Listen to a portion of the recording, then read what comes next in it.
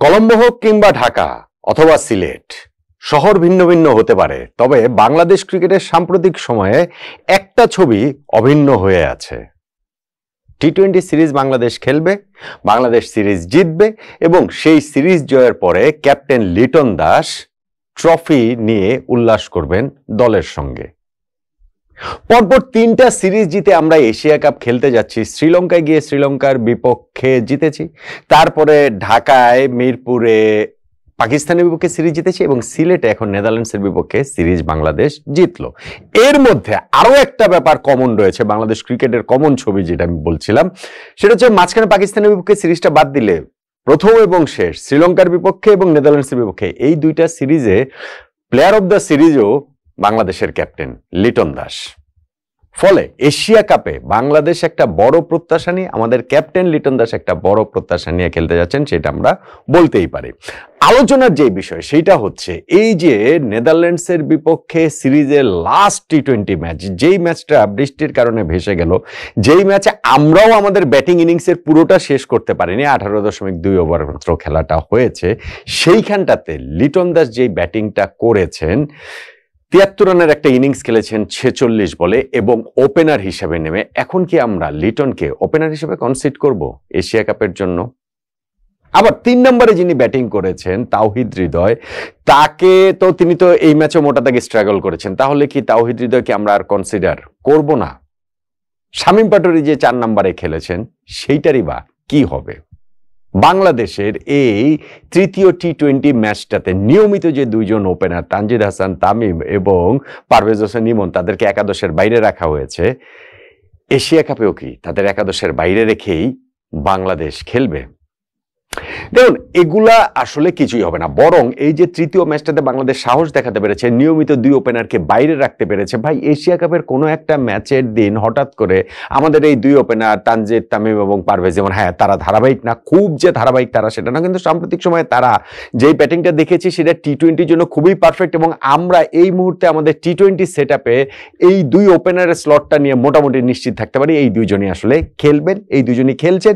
এই 2জন যে থার্ড ম্যাচটাতে নেদারল্যান্ডসের বিপক্ষে বিশ্রাম দেওয়া হয়েছে এবং সেইখানটাতে লিটন দাস যে এরকম একটা ইনিংস খেলেছেন, তারপরও এই জায়গাটা নিয়ে কোনো রকম কোনো সংশয় নাই। ইনফ্যাক্ট ওপেনার হিসেবে যে আরেকজনকে খেলানো হয়েছিল সাইফ হাসান, তিনি এই ম্যাচটাতে খুব বেশি রান করতে পারেন, কিন্তু যদি পারতেন, যদি খুব ভালো একটা ইনিংসও খেলতেন, তাহলে আমার মনে হয় যে তানজিদ তামিম এবং পারভেজ ইমনের একাদশের জায়গাটা ওপেনার হিসেবে ওই জায়গাটা নিয়ে কোনো রকম কোনো সংশয়ের জায়গা আসলে থাকতো না।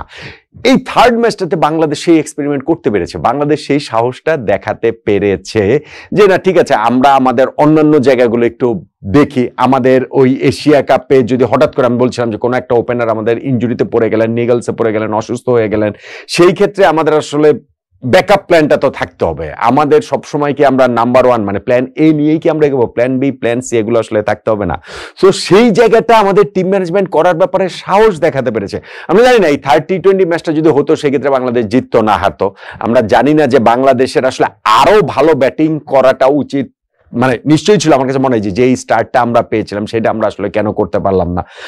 অবশ্যই এটা একটা ম্যাচ দেখে কোনো কনক্লুশন আপনি ড্র করতে পারবেন না, কিন্তু যখন সেই সুযোগটা থাকে, একটা ম্যাচেরও সেই অপরচুনিটিটা থাকে, সেই অপরচুনিটিটা আমরা আসলে নেব না কেন? সেকেন্ড ম্যাচটাতে যে বাংলাদেশ টস জিতেও আগে ব্যাটিং নেয়নি, আমাদের সবারই ওই আক্ষেপের জায়গা সেইটাই ছিল এবং টিম ম্যানেজমেন্ট এইখানটাতে থার্ড ম্যাচে কি করতো আমরা জানি না। তবে যেহেতু নেদারল্যান্ডস টসে জিতেছে, তারা যেহেতু বাংলাদেশকে ব্যাটিং এ আমন্ত্রণ জানিয়েছে, বাংলাদেশ ওই ব্যাটিং প্র্যাকটিসের সুবিধাটা আসলে পেয়েছে। লিটন দাসের কথা বলছিলাম যে তার ব্যাটিং তো অধারাবাহিক, সেটা তো আমরা মানে অনেকটা দীর্ঘ সময় ধরেই সেটা দেখেছি, কিন্তু এই যে সাম্প্রতিক সময় আমি এই সিরিজটার আগে একটা ভিডিও করেছিলাম যে শ্রীলঙ্কার বিপক্ষে সিরিজটা যে একটা ব্যতিক্রম নয়, সেটা প্রমাণের দায় লিটন দাসের এই নেদারল্যান্ডসের বিপক্ষে সিরিজে থাকবে। শ্রীলঙ্কার বিপক্ষে সিরিজেও Liton player of the series নির্বাচিত হয়েছিলেন, 3 ম্যাচ মিলিয়ে তিনি 114 রান করেছিলেন এবং এই সিরিজটাতেও তিনি প্লেয়ার অব দ্য সিরিজ নির্বাচিত হলেন নেদারল্যান্ডসের বিপক্ষে। এইবার 3 ম্যাচ মিলিয়ে তিনি 145 রান করলেন। প্রথম ম্যাচটাতে 29 বলে 54 রানে তিনি অপরাজিত ছিলেন, সেকেন্ড ম্যাচে 18 বলে 18 রানে অপরাজিত ছিলেন। এই ম্যাচটাতে তিনি আউট হয়েছেন থার্ড ম্যাচে, যেই ম্যাচে আসলে তার সেঞ্চুরি পাওয়া উচিত ছিল, 2টা লাইফ হয়তো তিনি পেয়েছেন, কিন্তু দারুণ ব্যাটিং করেছেন। 46 বলে 73 রানের একটা ফ্যান্টাস্টিক নক লিটন খেলেছেন। যেহেতু একটা মাত্র ম্যাচে আউট হয়েছেন, সো 145 রান যে করেছেন এই সিরিজের লিটনের অ্যাভারেজও 145, তার স্ট্রাইক রেটও 155। ফলে সব দিক থেকে লিটন খুবই কনফিডেন্স নিয়ে এশিয়া কাপ খেলতে যাচ্ছেন, কিন্তু তিনি 3 নম্বরেই খেলবেন। মানে আমাদের ওই 2 ওপেনার পর 3 নম্বরেই খেলবেন যদি না আমাদেরকে আসলে প্ল্যান বি তে যেতে হয়। ঠিক তেমনি ভাবে এই জায়গাটাতে আমি মনে করি যে না, তাওহিদ হৃদয় স্ট্রাগলিং ব্যাডলি, মানে আমরা এই ম্যাচটাতে দেখতে পেয়েছি, কিন্তু স্টিল আমি এখনো মনে করি যে তাওহিদ হৃদয় আমাদের একমাত্র প্রপার মিডল অর্ডার ব্যাটসম্যান। এই থার্ড ম্যাচটাতে যেমন তাকে 3 নম্বরে খেলানো হয়েছে, সেইটাও যে ঠিক আছে এই পরিস্থিতি বিবেচনায় হয়তো খেলানো হয়েছে, কিন্তু ওই 4 নম্বর 5 নম্বরে আমি এখনো মনে করি যে তাওহিদ হৃদয় এরকম একটা জঘন্য টি-20 ইনিংস খেলার পরও এশিয়া কাপে তার কাছ থেকে আসলে বড় কিছুই আমরা এক্সপেক্ট করব। সেটা যদি না হয় তাহলে বাংলাদেশ ওই জায়গাটাতে আসলে স্ট্রাগল করবে। আবার যেমন ধরেন যে শামীমকে 4 নম্বরে খেলানো হয়েছে, তিনি মোটামুটি ভালোই পারফর্ম করেছেন। 5-6 ওখানে জাকের আলী অনেক এবং নুরুল হাসান সোহান তারাও খুব ভালো পারফর্ম করেছেন। আমরা জানি ইনিংসের শেষটা আরেকটু ভালো তারা হয়তো বা করতে পারতেন, যে যেই 10টা বল ছিল। ওভারঅলি আমাদের ওই জায়গাটাতে ব্যাটিং এর আরেকটু ভালো করার সুযোগ তো আসলে ছিলই। আমাদের যেন বৃষ্টির কারণে প্রথম দফা যখন খেলাটা বন্ধ হয় তখন 4.1 ওভারে বাংলাদেশের স্কোর ছিল 1 উইকেটে 60। সেইখান থেকে আবার যখন দ্বিতীয় দফা বৃষ্টিতে খেলাটা পোস্টপন্ড হয়ে গেল তখন কিন্তু বাংলাদেশের স্কোর 18.2 ওভার 164। অর্থাৎ বৃষ্টির পরের যে বাংলাদেশ 14.1 ওভার ব্যাটিং করেছে সেখানে আর মাত্র 104 রান করতে পেরেছে। প্রথম 4.1 ওভারে আমরা 14.5 রান রেটে ব্যাটিং করেছে, আর পরের 14.1 ওভারে আমরা 7.5 রান রেটের মতো ব্যাটিং করেছে। ফলে আমাদের ওই জায়গায় উন্নতির সুযোগ তো রয়েছেই, কিন্তু এশিয়া কাপের আগে এই জিনিসগুলো খুঁটিয়ে নাটিয়ে দেখার, এই যে পারমুটেশন কম্বিনেশন করে দেখার, বিভিন্ন জায়গায় খেলে দেখার সেই সুযোগটা সেকেন্ড ম্যাচও বাংলাদেশ টিম ম্যানেজমেন্ট নিতে পারতো, সেটা নেয়নি। থার্ড ম্যাচটা যদি পুরোটা হতো সেই ক্ষেত্রে আমাদের বোলিং ডিপার্টমেন্টের ক্ষেত্রেও আমরা এই কাজটা আসলে একটু করতে পারতাম। টিম ম্যানেজমেন্ট অ্যাটলিস্ট থার্ড ম্যাচে গিয়েও যে এই কোড আনকোড সাহসটা দেখাতে পেরেছে, আউট অফ দ্য বক্স তারা ভাবতে পেরেছে। ধরুন 2 ওপেনারকে বসিয়েই তারা এই যে এইভাবে লিটনকে সাইফকে দিয়ে ওপেন করেছে, 3 নম্বরে তাওহিদ হৃদয়কে খেলিয়েছে। এইটা আমি মনে করি যে টিম ম্যানেজমেন্ট একটা ব্রেভ ডিসিশন নিয়েছে। তারা ওই সমালোচনার ব্যাপারটা ব্যাক অফ দ্য মাইন্ডে রাখার পরেও এশিয়া কাপের জন্য এইটাকে আমার কাছে তাই একটা মানে ভালো প্রস্তুতির মতো একটা মানসিকতা নিয়ে এই ম্যাচটা বাংলাদেশ টিম ম্যানেজমেন্ট খেলতে নেমেছে, যেটা সেকেন্ড ম্যাচে অনুপস্থিত ছিল। ফলে এই ম্যাচের এই পারফরমেন্স দেখে এখন কিন্তু যদি আমরা বলি যে না লিটনকে ওপেনার হিসেবে খেলাতে হবে, বিষয়টা কিন্তু সেটা হবে না। বা কোনোভাবেই তাওহিদ হৃদয়কে খেলানো যাবে না, বিষয়টা কিন্তু সেটা হবে না। বা শামীম পাটোয়ারিকে 4 নম্বরে খেলাতে হবে, বিষয়টা সেটা হবে না। যখন আমরা এশিয়া কাপেরটা হিসাব করবো, আমাদের এখানে গ্রুপ পর্বে 3টা ম্যাচ রয়েছে। ওই 3টা ম্যাচ যদি উতরে যেতে আমরা পারি, মানে প্রথম 2টা দলের মধ্যে থাকতে পারি, সেই ক্ষেত্রে আমাদের সুপার 4-এ আবার 3টা ম্যাচ আমরা খেলবো।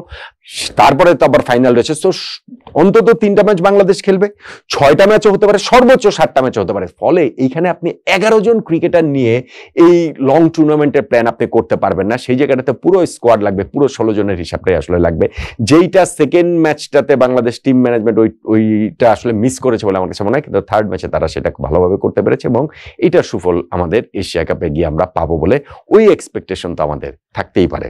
দলের পারফরমেন্সের কারণে, ক্যাপ্টেনের পারফরমেন্সের কারণে, টিম ম্যানেজমেন্ট লাস্ট ম্যাচে যে সাহসী পারফরমেন্স দেখিয়েছে সিদ্ধান্ত নেবার ক্ষেত্রে, সেই পারফরমেন্সের কারণে। কি বলেন আপনি?